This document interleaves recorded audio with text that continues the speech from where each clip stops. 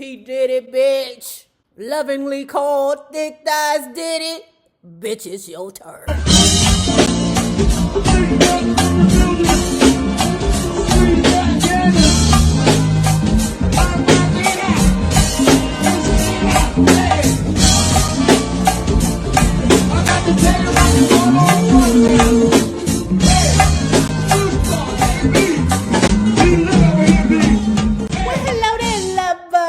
Hello there, Bellas. If you have not already done so, please remember to like, share to Facebook, subscribe, and visit uptopbeauty.com for these more shades. And if you are not already a part of this book club, please hit the Patreon link below and or the join button here on the YouTube.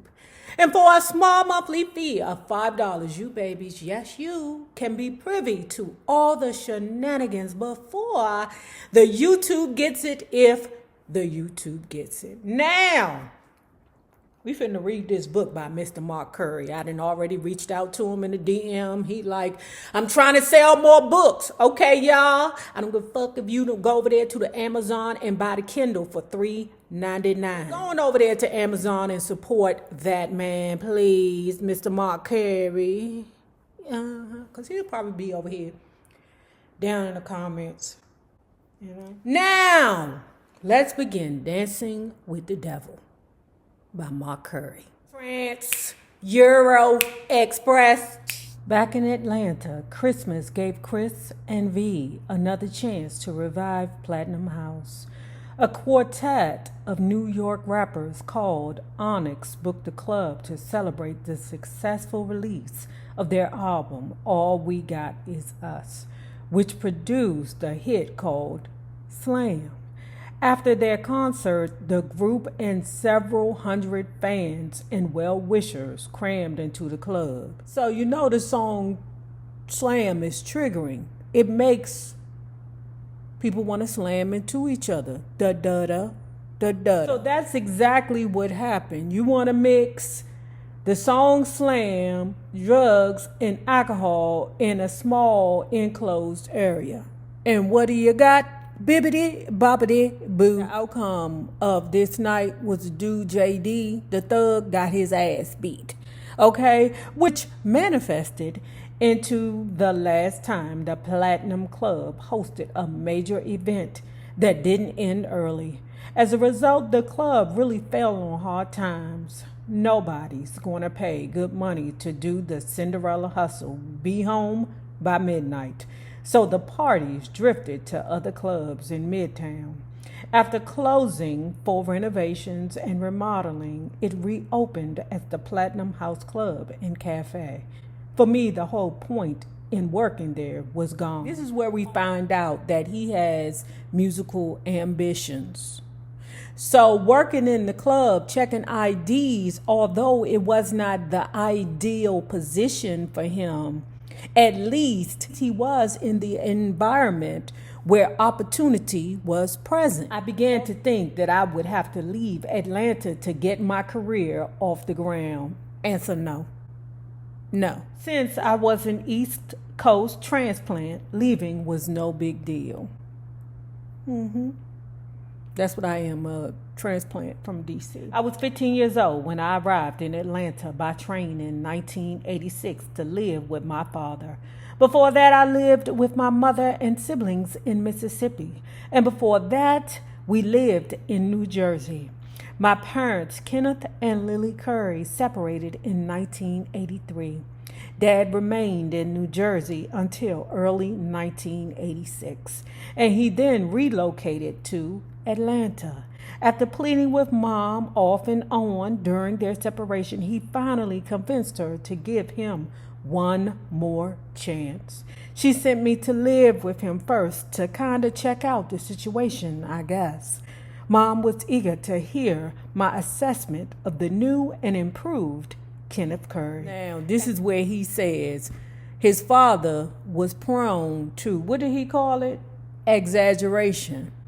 We calls that a weller. His marriage to my mother was his second. His first wife was Johnny Richardson, a vocalist who scored several R&B hits in the mid-1950s with Joe Rivers. Dad was also a professional singer during this period. So his aspirations to be a part of the music business was well inherited. Our home in Teaneck was a shack made of boards and sheet metal. It was embarrassing to live there at first, but when Dad finished remodeling the place, it was the nicest house within a 9-block radius. Teaneck was a wonderful place to live. It was home to Millie Jackson, Benny King, and the Isley Brothers, who started their Teaneck recording label there in 1964. My brother used to date Ronald Isley's daughter, Tia, and my first girlfriend was Mia Ali, Muhammad Ali's daughter. She was the first girl I ever kissed. Her family lived about 3 blocks from us, and we both attended Benjamin Franklin Junior High. I was part of a breakdancing crew called the Breaking Sensation. We were good. Hell, we were awesome. His father owned a record store and a studio.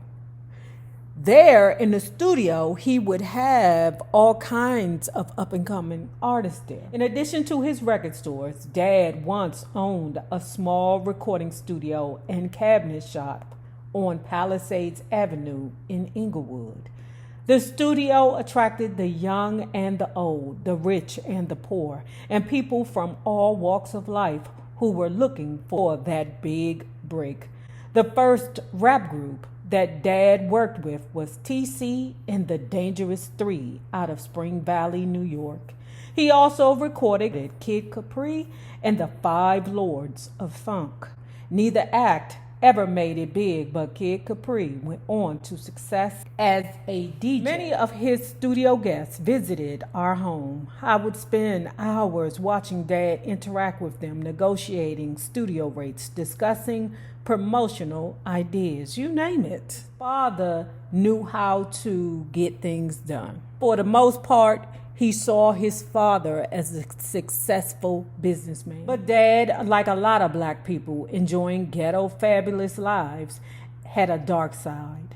When I was in junior high school, kids would run up to me and accuse my father of being a hustler and a drug dealer. I thought it was only jealousy talking because I hadn't seen anything to indicate that he wasn't simply an innovative, hard-working businessman. Ninja, what? Y'all, I didn't find out that my mother was selling marijuana around the way in the hood until I was in my 40s. Ninja, what? In fact, when he closed his record shops, he used the money to convert an old gas station in Bergenfield into a combined record store and restaurant called Intercity. Still with so many friends telling me the same thing, I finally gathered courage to confront my parents about the rumors. They denied it, as I had expected and hoped. They both expressed outrage that someone would say that about him. Once those seeds were planted, however, questions about my father grew in my mind. Now, here comes the problems in the marriage. I ain't gonna beat your father up because ninjas do it every single day. All right, Mr. Curry, and I hope you don't beat your father up either for it, because like I said, ninjas do it every single day. Eventually his mother found out that this ninja had a whole nother family over there.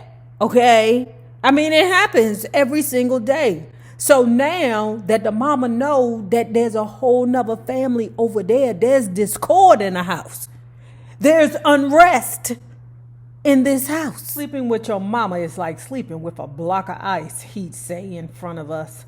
I don't want you putting your lips on me, Mom would shoot back. Ain't nothing new there. That's just what happens when the lady found out that he over there sucking on another woman. Don't put your lips on my lips. Do that. Sucking on her pussy and then got the audacity to come over here and try and suck on me. Get away from me, bastard. Over the next few months, my dad's life started crumbling.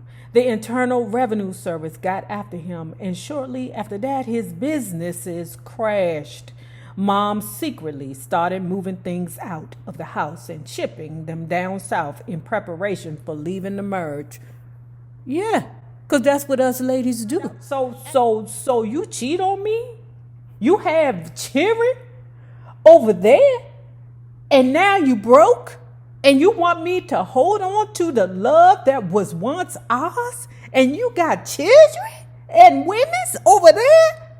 Mm-hmm. Women are very dangerous.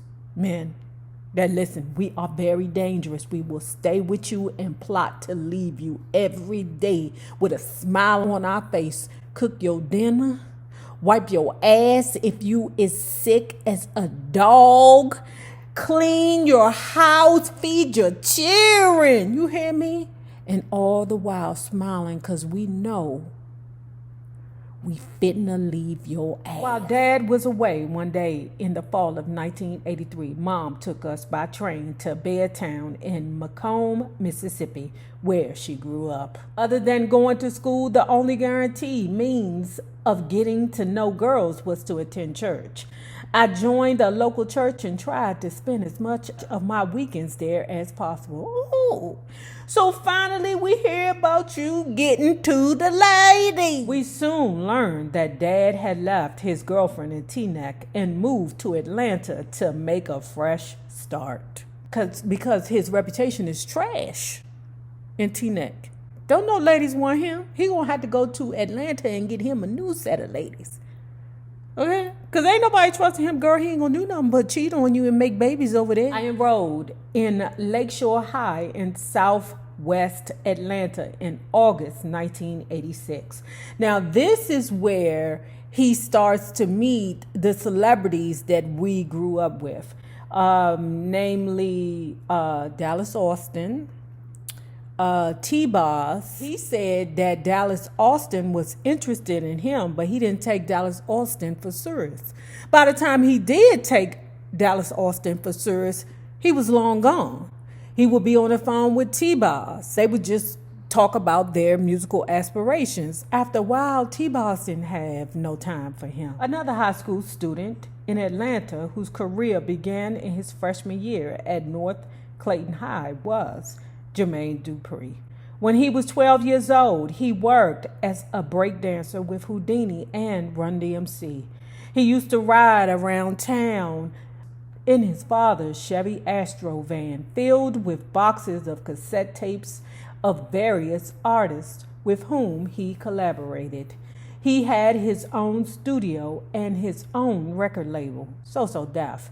He was only 14 when he produced the first album for the female trio Silk Times Leather.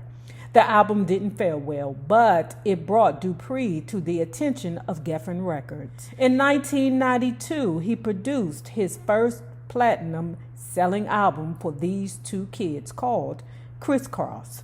Derek Steffens was yet another cat I got to know in school. Although he lived among the homeless, crackheads, and teenage mothers in the Red Oak housing projects in College Park, Steffens had the heart of a winner. He formed a dance troupe called the Federal Dance Committee that was in constant demand to perform in Atlanta. He was known as Divine the Dancer because of his incredible choreographic skill. He also formed a rap group called Divine and 90 Miles Per Hour, one of the first groups signed to LaFace Records by L.A. Reid and Babyface. They mimicked MC Hammer's style too closely, however, and internal bickering led to the group's demise before the first album was even finished. Thus, they also became one of the first groups dropped by LaFace. While Austin and Steffens was finding stardom, I was finding stagnation. Lakeshore merged with Westwood High School to become Westlake in my senior year, and anyone who's been through that experience in a big city can tell you horror stories that merges cause.